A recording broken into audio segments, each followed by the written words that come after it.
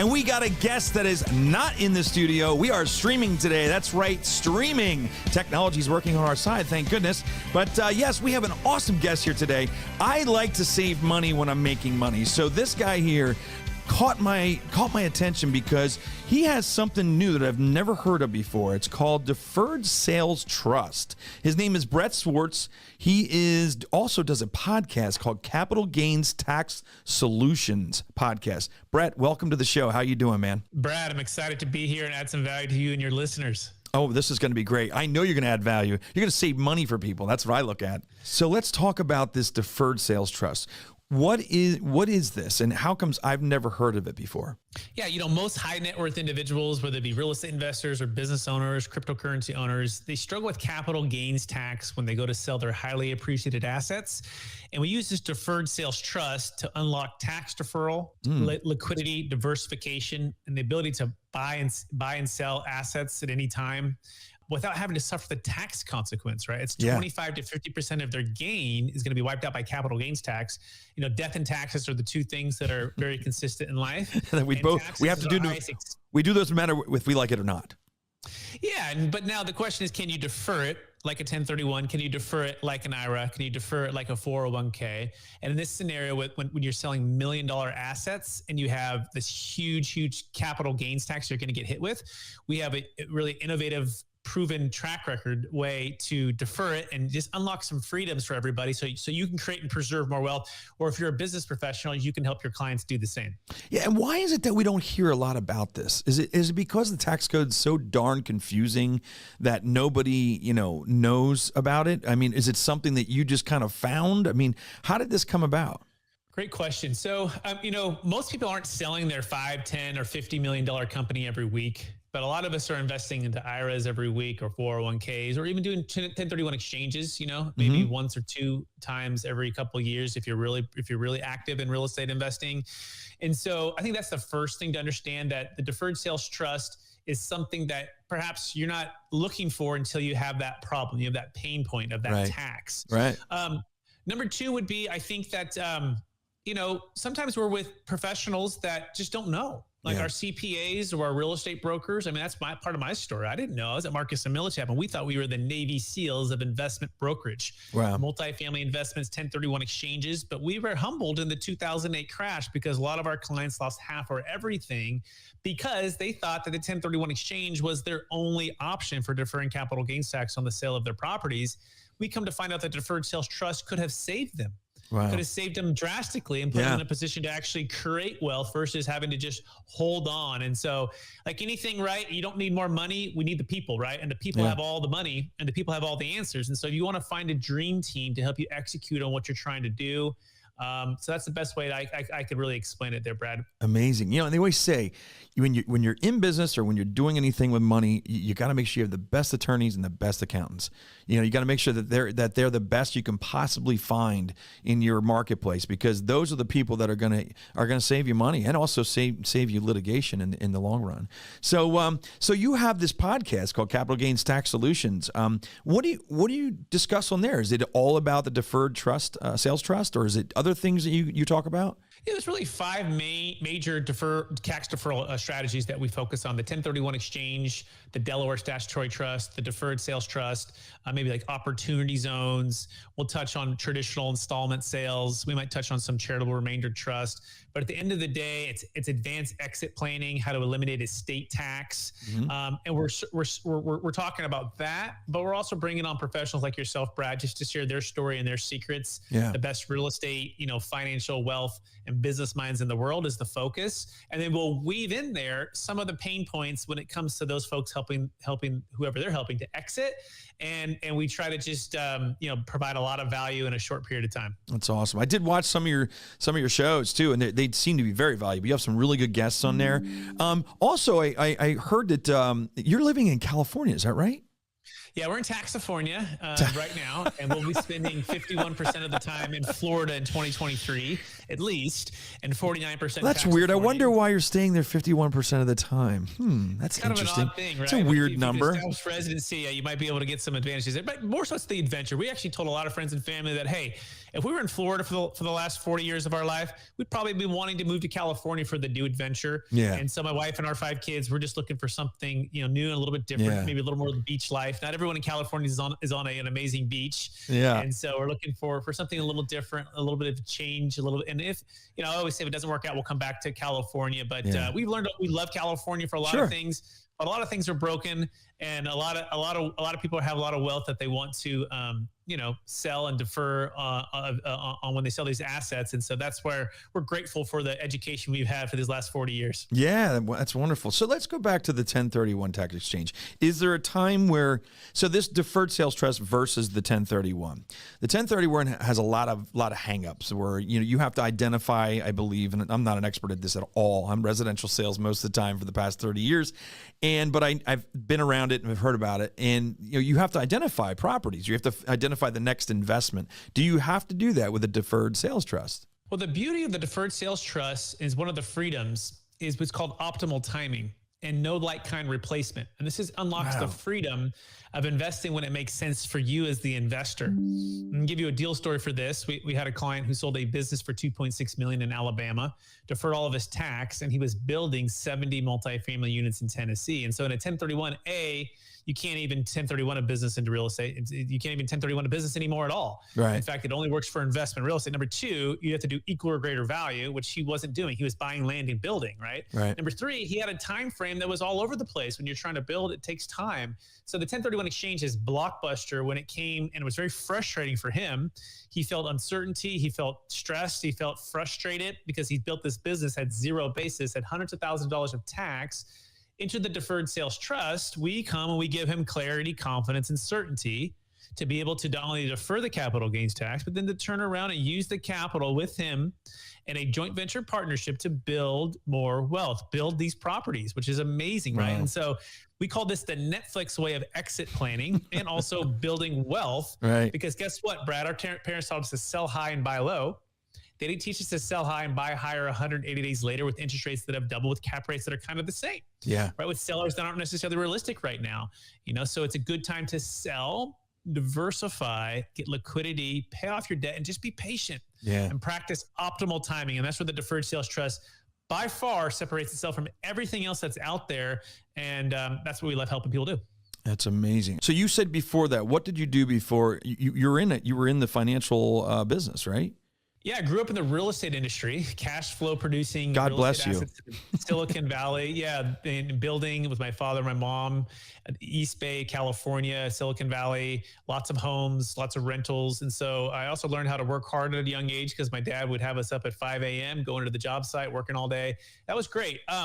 But fast forward, I had a chance to study and practice multifamily brokerage. My brother and I were the first to graduate from college from both sides of the family. Wow. And my dad says, hey, I know you love real estate and being an entrepreneur, but I want you to get an education. And my mom said too, the same thing. And so I had a chance to play basketball in college. And then I had a chance to take an internship at Marcus Millichap, which is an investment real estate brokerage firm. And I started to study and practice multifamily investments. And so fast forward, the 1031 exchanges it's very common. You learn a lot about on day 3, that's like the main way that people trade real estate. But then the crash hit, and this is 2006 when I started, but in 2008, the crash hit, and we went from making a little bit to almost nothing overnight, but more so we saw the pain from our clients that were losing half or everything. And we're going, this has got to be a better way. This can't be the only way that people have to get hit with, this short time frames. So fast forward, we learned about the deferred sales trust. And really the rest is history. Business has grown. We just help and coach people across the country on how to do this every single day. Yeah, it's cool. You talk about 2008. Holy mackerel. I always say about that market, you couldn't change your lifestyle fast enough. If you had, a lifestyle at a certain level, I went through it with you guys. And I'll tell you what, I don't care where you were in the United States, man, 2008 was just ugly. And I hope that we never see that again in my lifetime because it's weird. And I think, just to get a little bit of, I want to get some insight here from you. What do you think about this housing market right now? Do you, everybody keeps saying bubble, bubble, bubble. I don't see that. I mean, I don't know what you see in California and Florida, but we see obviously challenges in this market right now because of interest rates going up and because of, obviously inventory is a huge, huge thing. What would be your best guess on 2023 for the real estate industry? I think market is hyper local, right? Yep. And the pro business states that are still very, growing and doing very well. That's part of why we're moving to Florida. I think are gonna do better than a lot. But at the end of the day, it's an affordability, right? If affordability with interest rates are so high, prices are gonna need to come down. Yep. And so that's just simple mathematical, calculations. The other side of it, it's really tough, is because there's still lack of inventory. Yeah. We're still so many units below what we need to be at. And so you kind of have a perfect storm that makes it kind of uncertain of what's going to happen. There's definitely going to be places like Austin, Texas. There's places like Denver, Colorado. There's places like San Francisco. These prices that went through the roof during the pandemic that are going to see a correction. They have to, right? Because it was so inflated. Boise, Idaho is one of them too. So I think you want to be in a position, like you're right, where you're being sound financially with what you're buying, and you're being strategic. Remember, your home, if you're buying a home, it's not an investment. It's a personal residence. Liability. Yeah, it's totally different. Yeah, your personal residence. It's not an investment. It's a liability, right? Robert Kiyosaki, right? Yeah. Ask yourself, what's this for? And if it's part of your family and it's part of that, then that's what it is. It's an expense, right? Yep, absolutely. So be aware of opportunities to negotiate lower prices, and then potentially buy the house, marry the house, and then date to rate, which means you could refinance in a year or two. Should rates go down some, but don't count on that because we don't know for sure. So yeah, definitely some of those things that are going on, but hopefully don't let this stop you from doing what you and your family want to do if it's a personal home. And as far as investments, I would be very cautious to buy any single family homes unless I have a forced appreciation or some kind of Airbnb play. Yeah. Right. I'd be very cautious to do spec housing or development. Good luck with any of that. That's going to be challenging. Well, you're at the high for construction loans and all that. Yeah. And you're at the high end. I mean, with construction costs still where they are, you're building something at a premium. And if something does happen and you need to liquidate, man, that could be really, really ugly. So it sounds like the same advice we give. I mean, we talk about the whole buy the house you like now and get the rate you want later. So that's kind of how we've been telling people. So let's just go into interesting enough. When you were a kid, did you make money cutting hair? Yeah. So when I was young, my mom, first of all, she was a nurse and she was also a hairdresser before she was a nurse. So she grew up just cutting our hair. And we got to the point where we wanted haircuts so often. She says, well, why don't you cut the hair? Like, oh, that's a good point. So my mom taught me how to cut hair, and I would go after school and see her cut hair. And also my grandfather was also a barber. Oh my gosh. So he cut hair. And so it runs in the family. This is in Fremont, California. Yeah, exactly. It runs in the family. So we just started picking up, and start doing it at a young age. And so by the time we were, 10, 11, 12, we're just cutting each other's hair because it's all the brothers and all the cousins. And then fast forward in high school, my friends started looking at our haircuts. It's like, who'd you get the haircut from? And I'm like, I did it. And they're like, my mom wants you to do our hair. Would you do my haircut? I'm like, sure. So I started doing it for free. And eventually I'm like, okay, it's $5. And so it became kind of like a side hustle business. That is so funny. And we would cut hair, and I really enjoyed it. It's kind of be a little bit of an artist, right? Yeah. And we also felt like you could tell, we could be honest with each other. Because sometimes you go to a barber or a hairdresser person, you feel like you can't, you don't want to offend them, like what you really want. But like our friends were like, no, I don't want that. I want this. And this, do it like this. And so we really just got better and better at our craft because we had this open communication about what we wanted for our hair. That is so. I wish I would have known that because I just got my hair cut yesterday, and I don't have much to cut anymore. So it's an art. It's definitely an art. She has to make it look like I have more, And then also one of the things I wanted to bring up before we get through the podcast here is you could dunk a basketball. You are really good at basketball, and you're only 6 foot, which to me is tall. But I know for basketball, that's not that tall. But then again, let me also specify that. Oh, go ahead. Sorry, go ahead. No, isn't Allen Iverson? I mean, wasn't he for the Sixers? I think he was like 5'10" or something like that. Yeah. So definitely know Allen Iverson, right? So, but when I'm warmed up and and it was in never dunked in a game, right? Yes, I could dunk a basketball. A lot of disclaimers, prime, right? A lot of disclaimers here. Right. Yeah. Yes. Basketball is definitely a sport where it's not easy to dunk a basketball, especially in a game. But yeah, at my prime, I was able to do that. Blew the ACL out. That was devastating after I signed my scholarship. Oh. Came back and I was able to dunk a basketball again, which was not an easy feat to get back from that. That's how I knew I was, fully recovered. Took a while to get there. Definitely. But yeah, that's amazing. Is one of my passions. Yeah, I love it. I play as much as I can. I shot basketballs this morning for 30 minutes. It's one of those things where I can relax, I can unwind. And for some people, it's golf. For me, it's basketball. Playing a game or just shooting for 30 minutes or an hour. I love the game. I coached a little bit here and there. I'll be coaching my kids. And that's great. My knees wouldn't fall off. I do it every single day. That's awesome, man. So what's your big why? Like what do you see for the future, and what's your why on why you're doing what you do? Yeah, it starts with the kind of the major areas of my life. The faith, family, fitness, finances, kind of legacy. I would say, I believe that we've all been given certain gifts in this life, Brad, and these gifts have been given to us to be a blessing and help to others. And so it's really maximizing those gifts, right? The potential and the gifts I've been given, and investing and helping as many people as I can, including my family and my clients and my community. And to me, that leads to success and fulfillment.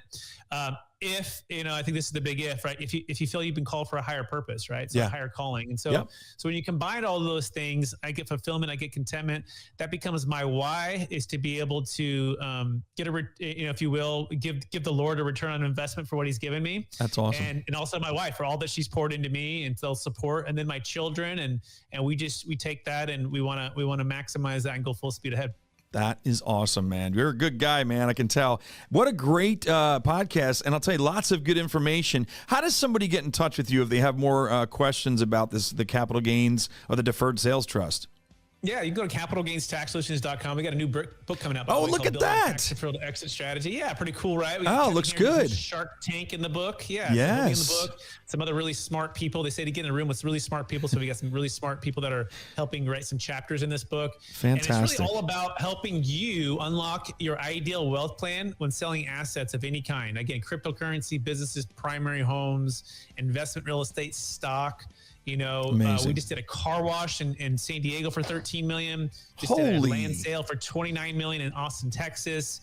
Just did a deal in New York. We just closed a business sale here in Sacramento for $10 million. So we're doing lots of deals, and we have lots of deal stories. And so we just encourage you to get educated. Go to capitalgainstaxsolutions.com. Check out our YouTube channel as well. I checked it out. It's great. It's a good channel. Yep. I just subscribed yesterday. Yeah, awesome stuff, man. Thanks so much, Brett. I appreciate it. What a fantastic podcast. I would like to check out your podcast some more, too. I'm going to be looking it up. Maybe I'll be a guest on there sometime. We'll see what happens, right? You're welcome anytime, Brad. You're anytime, my friend. That sounds good, man. Thanks so much. I appreciate it. Have a good one. All right, there you have it. Brett Swarts. That was amazing. We can save money through capital gains, savings and stuff. It's just amazing. So if you're sick of 1031 tax exchanges, you need to get in touch with this guy because he's going to tell you how to do it a better way with making more money. All right, that's about it. See you next week.